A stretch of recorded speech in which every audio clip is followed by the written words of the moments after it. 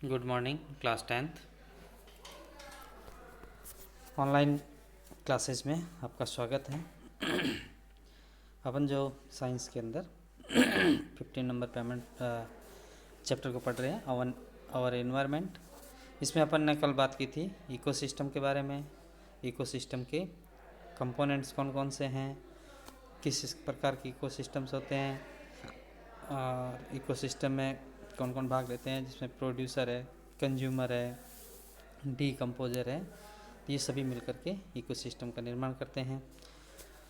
हम energy flow के बारे में बात की थी, जिसमें कहा कि कोई भी जीव जो है किसी भी टॉपिक के स्तर पर 100% एनर्जी जो उसको मिलती है उसमें से 90% वह स्वयं के लिए खर्च करता है, 10% जो है अगले नेक्स्ट ट्रॉपिकल लेवल को ट्रांसफ़र कर देता है। उसके बाद में अपन ने जो बातें की थी इकोलॉजिकल पिरामिड्स के बारे में। ठीक है, तो उम्मीद है कि आपको ये सारी चीज़ें समझ में आई होगी। अभी अपन बात करते हैं नेक्स्ट जो टॉपिक है एनवायरमेंटल प्रॉब्लम, यानी पर्यावरण में क्या क्या समस्याएं होती हैं, जो कि आपके बहुत ही इम्पोर्टेंट है। इसमें 2-3 टॉपिक हैं जो आने लायक हैं सवालों। Changes in environment affect us and our activities change the environment around us. जैसे ही क्लाइमेट में परिवर्तन होता है, वातावरण में परिवर्तन होता है, तो ये परिवर्तन हमें, हमारे पर्यावरण को और हमारी गतिविधियों को प्रभावित करता है। This led to the slow degradation of environment that arose many environmental problems. जैसे ही पर्यावरण या वातावरण में दूषित हो रहा है तो उससे बहुत सारी समस्याएं आ रही हैं। जैसे हमारे सामने सबसे बड़ी जो समस्या पूरे विश्व के लिए depletion of the ozone layer and waste disposal, ये 2 चीज़ें बहुत ही खतरनाक हैं। ओजोन लेयर का अपघटन और जो ये वेस्ट पदार्थ होते हैं डिस्पोजल, प्लास्टिक वगैरह, ये वातावरण को सबसे ज़्यादा प्रभावित कर रहे हैं। तो पहले अपन चर्चा करते हैं डिप्लेशन ऑफ ओजोन लेयर। देखिए, जो हमारे आसपास या श्वसन के अंदर हम ऑक्सीजन का उपयोग करते हैं और हमारे आसपास जो पाई जाती है ऑक्सीजन O2 के रूप में पाई जाती हैं, और ऑक्सीजन का जो एक एटम्स होते हैं वो और ऑक्सीजन मॉलिक्यूल्स मिलकर के और O3 का निर्माण करते हैं, जो कि हमारे आसपास ही इनका निर्माण होता है। O3 के निर्माण होने से O3 जो होती है वो हमारे लिए हानिकारक होती है, वो सीधी ओजोन लेयर में चली जाती है, ओजोन मंडल में चली जाती है। वहाँ जाकर के एक मोटी परत के रूप में निर्माण करते हैं, जिसका नाम है ओजोन लेयर। दूसरी चीज़ ये है कि हम जिस प्रकार के ठंडे पदार्थ जो हैं उनका रेफ्रिजरेटर्स वगैरह इनका उपयोग करते हैं, तो इनमें खतरनाक जो फ्रियॉन गैस होती है वो होती है। फ्रियॉन गैस जैसे फ्रिज को खोलते हैं, कोल्ड ड्रिंक वगैरह जो भी ठंडी चीज़ें हैं, AC वगैरह, तो फ्रियॉन गैस यहाँ से निकल कर वो भी ऊपर चली जाती हैं।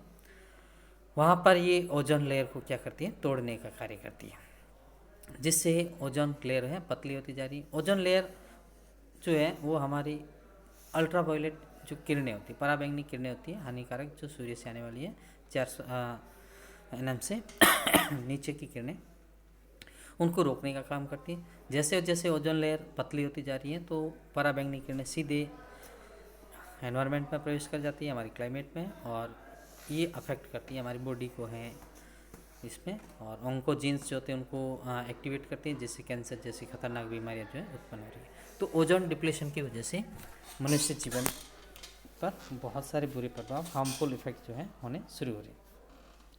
तो इस पर चर्चा करते हैं। Ozone O3 layer is largely found in the stratosphere which is a part of our atmosphere from 12 kilometre to 50 kilometre above sea level. समुद्र तल से 12 से 50 किलोमीटर आकाश में ऊंचाई पर स्ट्रेटोस्फीयर है, और वहाँ पर ओजोन जो है लेयर बनी हुई है।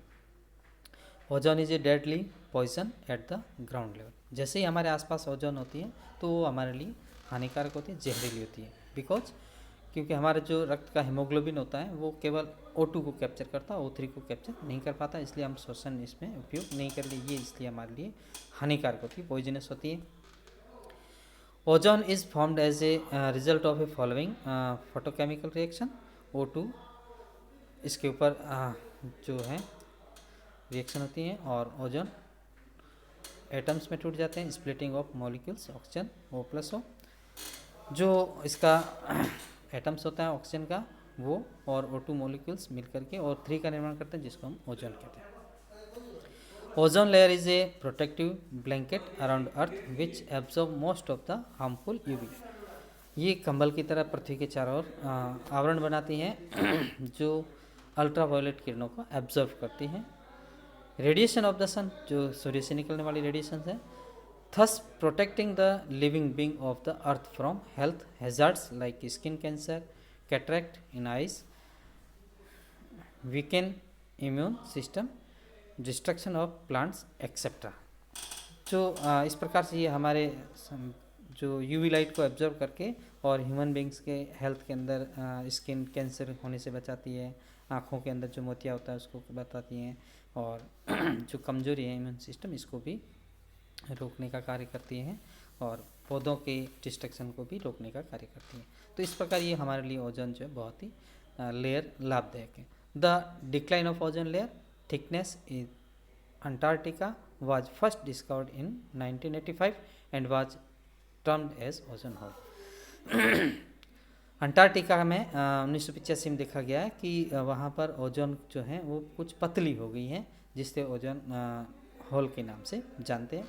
अब उस स्थान से क्या है कि यूवी लाइट्स जो है सीधी अर्थ में प्रवेश कर जाती हैं और यहाँ पर हमारे हेल्थ पर जो हानिकारक इफेक्ट डालती हैं। तो इसको ozone depletion of ozone layer को आप एक बार अच्छे से पढ़ लेना। नेक्स्ट अपन टॉपिक पढ़ते हैं reason of ozone depletion. Ozone depletion का क्या रीजन है? Excessive use of CFS chlorofluorocarbons. CFS जो फ्रियन गैस होती है, chlorofluorocarbon, a synthetic insert chemical, for example freon, which are used as refrigerator and fire extinguisher, causes ozone depletion। यानी chlorofluorocarbon जो होते हैं, फ्रियन गैस होती है, वो स्ट्रेटोस्फीयर पहुंचती है और वहाँ पर जाकर के O3 को तोड़ने का कार्य करती है। जैसे ही O3 O2 प्लस O के अंदर टूटती है तो O2 जो है नीचे आ जाएगी धीरे धीरे, और O3 जो है वो लेयर कम होती जा रही है।